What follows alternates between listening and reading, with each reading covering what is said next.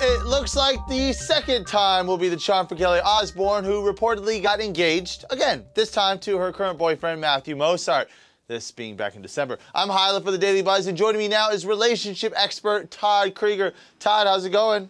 Good, how you doing? Doing well, man. Kelly was once engaged back in 2009.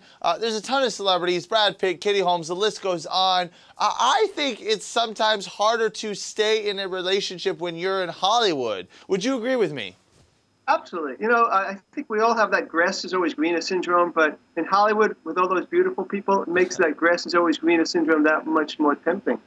And it seems like when there's no money issues, it's easier to just kind of come and go, and especially before you have kids.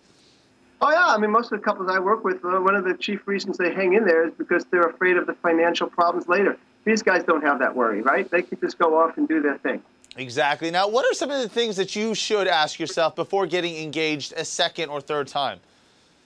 You know, one of the things I would say is that you want to think about what I would say, especially to women, I say this, but men too, the 3 C's, commitment, consistency, and caring. That typically when people have a commitment, when they feel like that person is truly committed, when they have the sense of consistency that they've been dating a number of times over a period of time, and that they feel like the person really cares, they're not just with them because they're pretty or they're good looking, that I think the 3 C's rule is very important. Do you see anything wrong with being engaged multiple times? I think that's kind of better than obviously getting married. In the engagement period, isn't that the final line in the sand, whether you want to do this or not? So being engaged more than once, is that good or bad?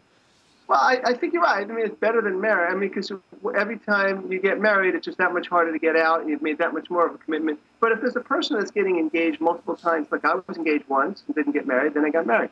But if you're engaged multiple times, you got to start looking at yourself and also the people you're picking. There's something off about that. When you get deep enough into it, but you can't close the deal, you got to look at what's going on.